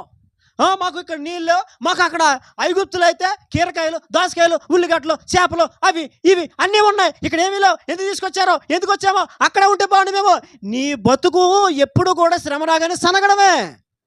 నేను చెప్తున్నా, శ్రమ వచ్చినప్పుడు సనగొద్దు. శ్రమ వచ్చినప్పుడు ఎందుకు సనుగుతున్నావు? నాకే ఎందుకు వచ్చిందో, ఈ శ్రమ ఎందుకు వచ్చిందో, దాన్ని బట్టి వచ్చిందేమో, దీన్ని బట్టి వచ్చిందేమో, ఎందుకు దేవుడు ఈ శ్రమను ఎందుకు అనుమతించాడో, ఎందుకు వచ్చేసిందో, నాకే ఇది లేదు. వారు సనిగిన సనుగులేంటో తెలుసా? ఒకటి, శ్రమను బట్టి సనిగారు. దేన్ని బట్టి సనిగారు? శ్రమ ఎదురైందా?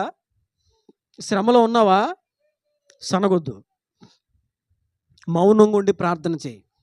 ఏం చేయాలి? మౌనంగా ఉండి ప్రార్థన చేయి. సనగకు. సనగడం వలన వచ్చే లాభమేమీ లేదు, దానివల్ల కలిగేది నష్టమే. సనగొద్దు. వారిలో కొందరు సనిగి సంహారకుని చేతిలో పడిపోయారు అని చెప్పి దేవుడు మాట్లాడుతున్నాడు. సనగకు. శ్రమ కలిగించారా? శ్రమ వచ్చిందా? నష్టం వచ్చిందా? అసలు ఏం మాట్లాడుకో, ప్రార్థన చెయ్యి. మౌనంగా దేవుని వైపు చూడు, దేవుడు కార్యాలు చేస్తాడు. శ్రమలను బట్టి సనగడంలో కొన్ని రకాలు ఉన్నాయి, అవి చెప్తాను వినండి. ఒకటి, శ్రమను బట్టి సనగడం. ఇప్పుడు మీకు శ్రమలు వచ్చినాక ఏం చేయకూడదు? మీరు నిజంగా సనగరా? చెప్పండి, నిజం చెప్పాలి. నిజం చెప్పాలి. శ్రమ వస్తే ఏం చేయకూడదు? సనగకూడదు. వాళ్ళు శ్రమలో సనిగారు. ఇప్పుడు శ్రమలు ఎందుకు వచ్చాయి? వారు దేవుని వైపు చూడడానికి వచ్చాయి. ఇశ్రాయేలు దేవుడు అసలు అరణ్యములోకి నడిపించడం ఎందుకు నడిపించాడు తెలుసా? వారు దేవుని మీద ఆధారపడేటట్లుగా, ఆయన మీద ఆధారపడేటట్లుగా చేసుకోవాలనే అరణ్యంలోకి దేవుడిని తీసుకొచ్చాడు. చెప్పాలి, ఆయన మీద ఆధారపడడానికి తీసుకొచ్చాడు. అందుకే బైబిల్లో రాయబడం చూడండి.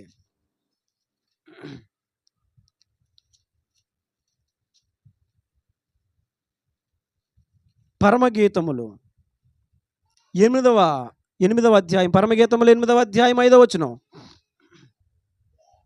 ఇశ్రాయేలు కొరకు రాయబడిన మాట. తన ప్రియుని మీద ఆనుకొని అరణ్య మార్గమున వచ్చినది ఎవరు? తన ప్రియుని మీద అరణ్యములో ఆనుకొని వచ్చింది ఎవరు? చెప్పాలి, ఇశ్రాయేలీలు. ప్రియుడెవరు? దేవుడు.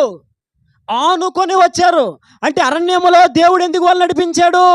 వారు దేవుని మీద ఆనుకోవాలని, ఆధారపడాలని. ఇప్పుడు శ్రమ వచ్చింది. ఈ శ్రమ నీవు దేవుని మీద ఆనుకోవడానికే వచ్చింది. కానీ వీళ్ళకి ఏం తెలుసో చెప్పనా? శ్రమలో దేవుని మీద ఆనుకోవడం తెలీదు, సనగడం ఒకటి వచ్చు. శ్రమలో ఏం చేయాలి? దేవుని మీద ఆనుకోవాలి, దేవుని మీద ఆధారపడాలి, ప్రార్థన చేయాలి, దేవుని సందులో వేడుకోవాలి, దేవునికి మరింత దగ్గర అయిపోవాలి. ఆకలైంది, అప్పుడు ఏం చేయాలి వీళ్ళు? ప్రభా, నువ్వు నడిపించావు, వాగ్దాన భూమిని ఇస్తానన్నావు, నువ్వు నడిపించే యాత్రలు నడుస్తున్నాము, అయితే మాకు ఆకలి అవుతుంది, నీవు ఆహారం దయచే ప్రభా అని ప్రార్థన చేయాలి, అని దేవుని అడగాలి. కానీ వీళ్ళు అలా అడిగేవారు కాదు. మరి ఏం చేసేవారు? అక్కడ బాగుండేది, ఐగుప్తులోనే బాగుంది, అక్కడైతే అన్నీ ఉన్న అన్ని సకల రకములైనటువంటి ఆహార పదార్థాలు మాకు దొరికాయి, ఇక్కడ మాకు ఏమీ లేదు, ఏంటో బతుకు. శ్రమ రాగానే సనగడం. శ్రమ వచ్చిందా? సనగొద్దు. ప్రార్థన చేయండి, దేవుని మీద ఆనుకోండి, దేవుని మీద ఆధారపడండి. సనగడం వల్ల నేను చెప్తున్నా నీకే నష్టం. సనుగులో ఏం మాట్లాడుతాం మనకు తెలీదు, మన నోరు పాడైపోతుంది. అవునా కదా? దాని బదులు కాముగా ఉండడం చాలా బెటరు, మౌనంగా ఉండడం చాలా మంచిది. అవునా? ఇప్పుడు కొన్నిసార్లు ఇంట్లో దెబ్బలాడుకోవాలని అనుకోము, కానీ దెబ్బలాట్లు అవుతాయి. ఆ దెబ్బలాట్లో ఈ మాటలు మాట్లాడుకోవాలి అని అనుకోము, కానీ మాట్లాడేసుకుంటాం. ఎందుకని ఆగలేదు, మౌనం అయిపోలేదు. మౌనం అయిపోయి ఆగిపోయి ఉంటే నోట్లో నుంచి వ్యర్థమైన మాటలు వచ్చేవి కాదు. వ్యర్థమైన మాటలు ఎందుకు వచ్చినాయి? ఆగలేదు కాబట్టి. సనగడం వల్ల ప్రయోజనం ఏంటి? సనగడం వల్ల నోట్లో నుంచి ఏవో వ్యర్థమైన మాటలు వస్తాయి. అసలు సనగడం అనేది వ్యర్థమైన మాట. శ్రమలు వచ్చాయా? సనక్కండి. చాలామంది ఇంకొకటి సనగడలు ఇంకో రకం, రెండో రకం చెప్తాను, గుర్తుపెట్టుకోండి. సనగడలు రెండో రకమైన తెలుసా? వారికి వారే సనుక్కోవడం. ఏంటది? వారికి వారే అంటే వారి గురించి వారే సనుక్కోవడం. నా బతికేంటో, నా జీవితం ఏంటో, ఎందుకు పుట్టానో, ఎందుకు ఉన్నానో, ఎందుకు బతుకుతున్నానో, అయ్యో చాలా తప్పది. మాట్లాడగలగా. దేవుడిని పుట్టించాడు. ఎంతో ప్రేమతో దేవుడు నేను చేసుకున్నాడు. ఆయన మహిమ కొరకు ఈ లోకంలో జీవించాలని నిన్ను బ్రతికిస్తున్నాడు. నీ పట్ల ఆయన ఒక ప్రత్యేకమైన ప్రణాళిక కలిగి ఉన్నాడు. నీ పట్ల ఆయన ఒక ప్రత్యేకమైన ఆలోచన కలిగి ఉన్నాడు. నీ పట్ల ఒక ప్రత్యేకమైన ఉద్దేశం కలిగి ఉన్నాడు. ఎంతో నిన్ను ఆయన ఇష్టపడుతున్నాడు. ఒక ప్రత్యేకమైన కోణంలో ఒక ప్రత్యేకమైన పని నిమిత్తమై నిన్ను నడిపిస్తున్నాడు. నేను ఒక ప్రత్యేకమైన విధానంలో వాడుకోవాలనుకుంటున్నాడు దేవుడు. అది మర్చిపోయి నా బతికింతే, నేను ఇంతే, నా దరిద్రం ఏంటో తప్పది. అస్సలు సనగొద్దు. శ్రమను బట్టి సనక్కో, నీకు నువ్వుగా సనుక్కోకు. అర్థమవుతుందా? ఏంటో నా ముఖం మరి వాళ్ళకి ఎలా కనబడుతుందో, నా జీవితం ఏంటో, నా రాత ఏంటో. నీ రాత పోత ఏమీ లేదు. నీ రాత పోతంత ఒకటే, దేవుడు తన మహిమ కొరకు నిన్ను వాడుకోవాలి అని, తన నామ మహిమార్థం ఈ లోకంలో నిన్ను జీవింపచేయాలని. అది దేవుని సంకల్పం. దేవుడు నీకు రాసిన నుదిటి రాత అదే. ఈ ప్రత్యేకంగా ఒక రాత ఏమీ లేదు. అర్థమవుతుందా? చాలామంది నా తలరాత ఇలాగ ఉందేమో. నీ తల రాత ఏది చూపించావు సార్? తల మీద ఏం రాశారు? ఎవరు రాశారు చూపించు. మనవాళ్ళు కూడా నేర్చేశారు కదా ఈ మధ్యలో.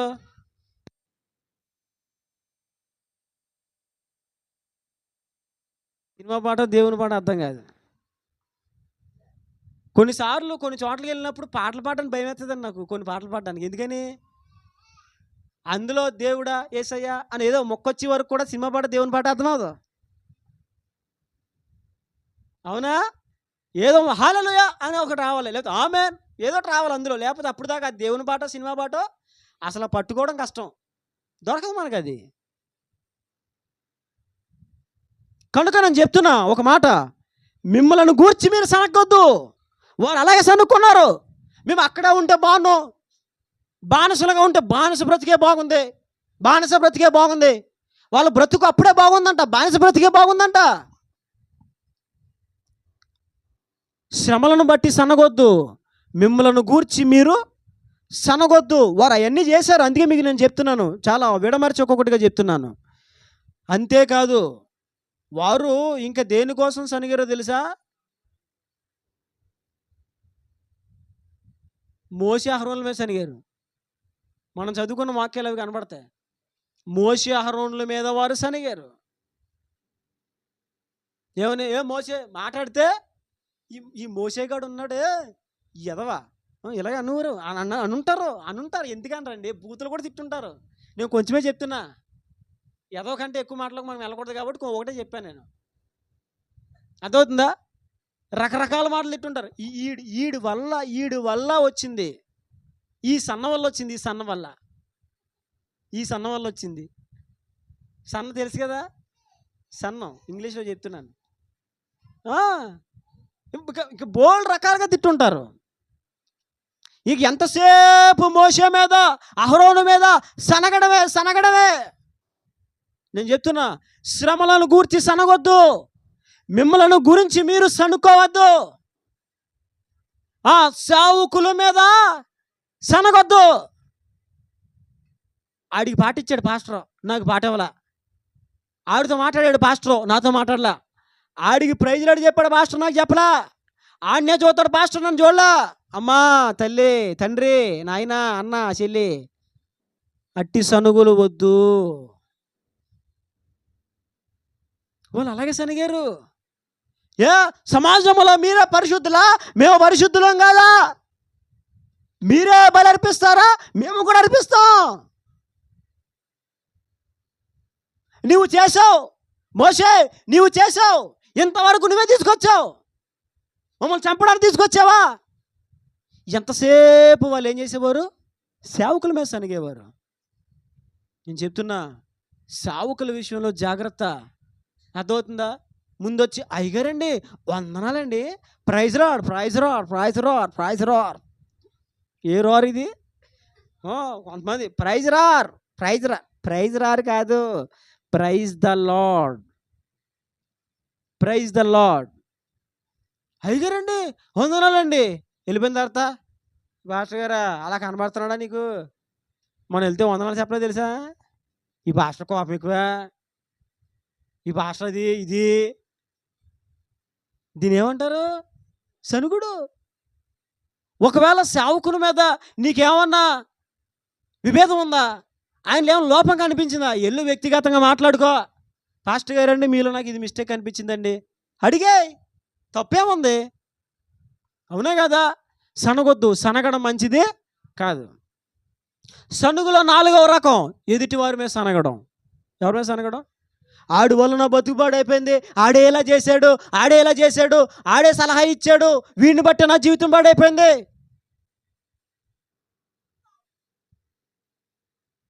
ప్రతిసారి ఎదుటివారి మీద సనగడం అది కూడా మంచిదే కాదు. నీకు ఎంతోమంది నష్టం కలిగించి ఉండొచ్చు, ఎంతోమంది నిన్ను అపార్థం చేసుకుని ఉండొచ్చు, ఎదుటివారే నిన్ను గాయపరిచి ఉండొచ్చు. నీవు మంచిగా ఉన్నా నీకు అపనమ్మక నీకు నీకు నమ్మక ద్రోహం చేసి ఉండొచ్చు. నీవు ఎంత యథార్థంగా బ్రతికినా వారు పదే పదే నీకు గాయాలే కలిగించవచ్చు. సనగకు.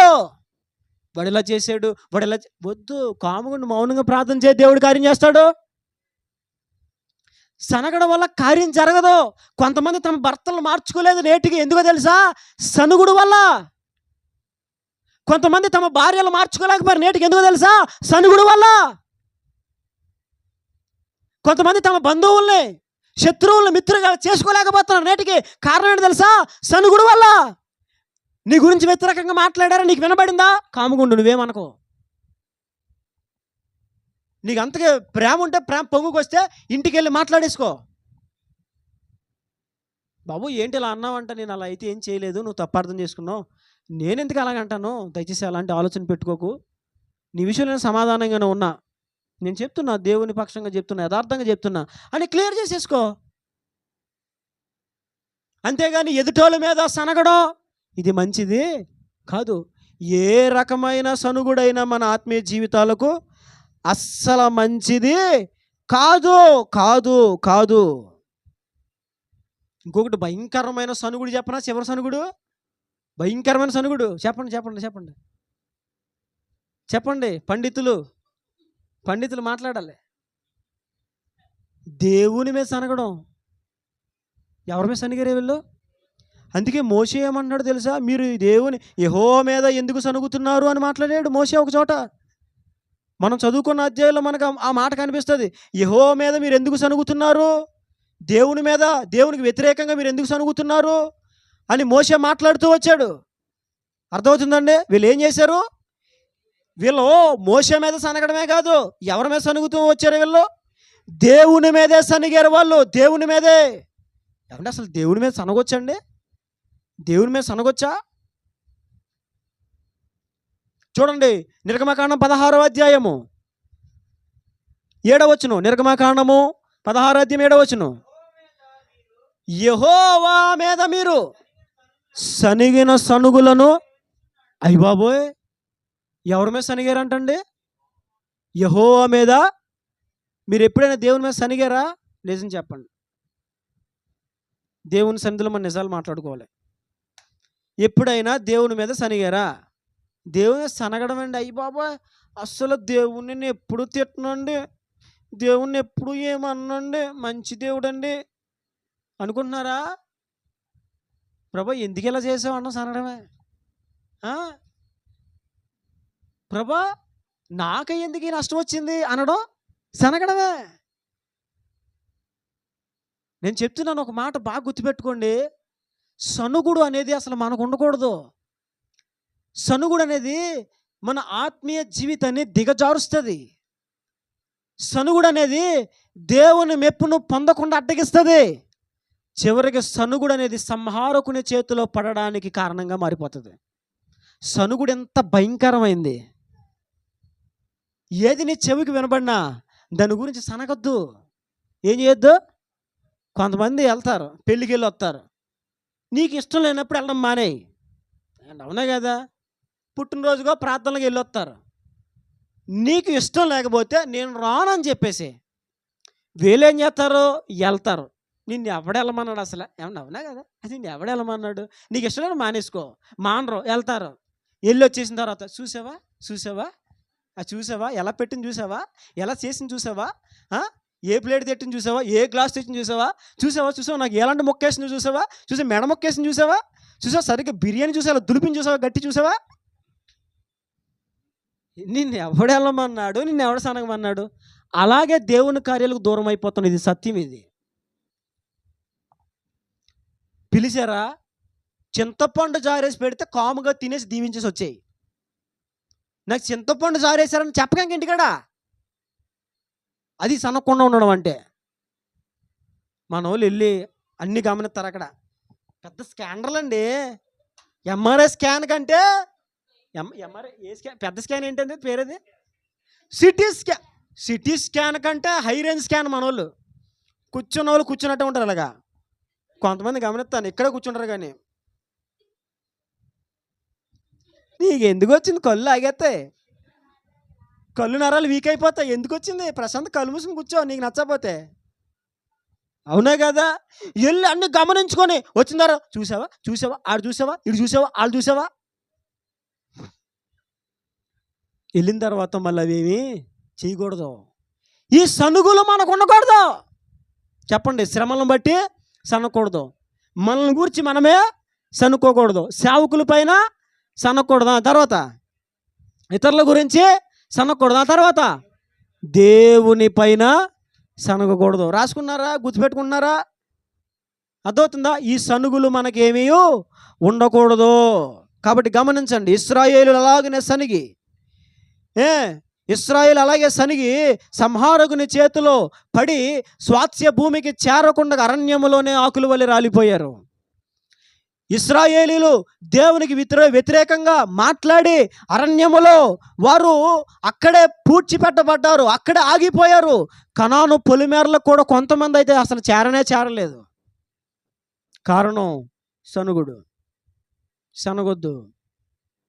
ముందు చెప్పిన మాట రెండవ పాయింట్ ఏంటి చెప్పండి? చావు, చస్తాను, చచ్చిపోతే బాగుండు, ఈ మాట మీ నోట ఎప్పుడు రానివ్వద్దు. ఇప్పుడే దాన్ని మీరు పూర్తి కట్ చేసేయాలి. అది చేదైన వేరు, అది మనలో మొలిస్తే మనల్ని కలవర పెడుతుంది. అది అర్థమవుతుందా? ఈరోజున ఒకవేళ నీలో ఉన్న బలహీనతలు గల కారణం నువ్వు మాట్లాడిన మాటేనేమో.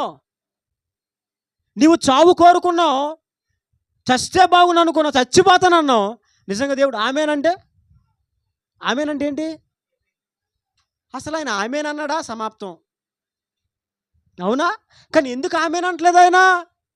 బాధపడతాడు ఆయన. నువ్వు ఆ మాట మాట్లాడిన ప్రతిసారి బాధపడతాడు. అరే, వాళ్ళ కోసం నేను చనిపోయాను కదా, వాళ్ళ కోసం నా ప్రాణం అర్పించాను కదా, వాళ్ళు ఎందుకు ఈ మాట మాట్లాడుతున్నారు? ఆయన బాధపడతాడు ఆయన. కనుక నేను చెప్తున్నా, చావు అనే మాట ఎప్పుడు నోటికి రానివ్వద్దు. వారు అలాగ మాట్లాడే ఆ నిత్యత్వమును, ఆ కనాను స్వాస్థ్యమును పోగొట్టేసుకున్నారు. ఏమీ లేదు, చిన్న భయం, ఏమీ లేదు. పద్దాక నోటికి అది వాడుక పదంగా మాట్లాడేసేవారు. చచ్చిపోతే బాగుండు. నేటికి చాలామందికి వాడుక పదం అదే, చచ్చిపోతే బాగుండు, వాడుక పదం. అది మొత్తానికి పూర్తిగా పోవాలి ఈరోజు. అంతేకాదు, పద్దాక ప్రతిదానికి సనగడం, పద్దాక ప్రతిదానికి సనగడం, ప్రతిదీ దానికి సనగడం, ప్రతిదానికి సనగడం. సనుగుడు ఉండకూడదండి. సనుగుడు అసలు మంచిది కాదు. ఏ విషయంలో సనగొద్దు. శ్రమ వచ్చిందా? సనగొద్దు. ఎదుటివారు ఏమైనా అన్నారా? సనగొద్దు. అర్థమవుతుందా? మిమ్మల్ని గురించి మీరు సనుకోవద్దు, దేవుని మీద సనగొద్దు. అసలు ఇలాంటి సనుగులు అసలు మంచివే కావు. మోషే అహరోనుల మీద సనిగారు వాళ్ళు. చివరికి ఏమైంది? సనగడం వల్ల వారికి ఏమైనా మేలు కలిగిందా? మేలు కలగలా. కాబట్టి ఒకవేళ ఇంకా సనిగే స్వభావము మీలో ఉందేమో, ఈ మధ్యాహ్నం సరి చేసుకోండి. ప్రభా, అవును నిజమే, చాలాసార్లు తెలియక నేను చాలాసార్లు సనిగాను తండ్రి, ఇక మీదట నేను సనగను ప్రభా. చాలాసార్లు చచ్చిపోతే బాగుండు అనుకున్నాను, చస్తానన్నాను, నేను చస్తే బాగుండన్నాను. కానీ ఎప్పటి నుంచి నేను ఆ మాట నేను చెప్తున్నా, నీకు ఎంత బాధ వచ్చినా, నీకు ఎంత కష్టం వచ్చినా నీ నోటంట చావు అన్న మాట అసలు రానే రాకూడదు. దయచేసి జాగ్రత్తగా గుర్తుపెట్టుకో. ఈ 2 విషయాల్లో ఈ ఈ ఈ రా ఈ మధ్యాహ్నం సరి చేసుకో. ఈ 2 విషయాలు సరి చేసుకో. సనుగుడు, రెండవది చావు, వాడుకగా వచ్చే పదం సరి చేసుకో. సనుగుడు అనే బుద్ధి సరి చేసుకో. క్లియర్ చేసేసుకో. నీవు ఒకవేళ ఇంకా క్లియర్ చేసుకోకుండా ఉంటే ఇవే రేపొద్దున పరలోక రాజ్యం చేరకుండా మనల్ని ఆపేస్తాయి. కాబట్టి గమనించండి, ఇవి మానుకోండి. ఈ మధ్యాహ్నం దేవుడు మనతో మాట్లాడుతున్నాడు. ఎంతో ఉత్సాహంగా ప్రయాణం ప్రారంభించారు ఇశ్రాయేలీయులు. వాగ్దాన భూమి చేరడానికి వారందరూ ఉత్సాహంగా బయటకు వచ్చారు. కానీ వారిలో ఉన్న భయము, వారిలో ఉన్నటువంటి సనుగుడు, వారిలో ఉన్న మాట, చావు అనే మాట చివరికి కనాను చేరకుండా వారిని ఆపేసింది. కాబట్టి ఒకవేళ ఇంకా భయం ఉందా, ఇంకా సనుగుతున్నారా, చావు అనే మాట మీ నోట్లో మెదిలాడుతుందా, ఈ మధ్యాహ్నం ప్రార్థన చేయండి. వాటి విషయమే జయమిచ్చినట్లుగా దేవుని సందులో విజ్ఞాపన చేయండి, వేడుకోండి. దేవుడు మీకు తప్పక సహాయము చేస్తాడు. దేవుడి దివ్యమైన మాటలు మన వెనుకలో దీవించి ఫలింపచేయును గాక.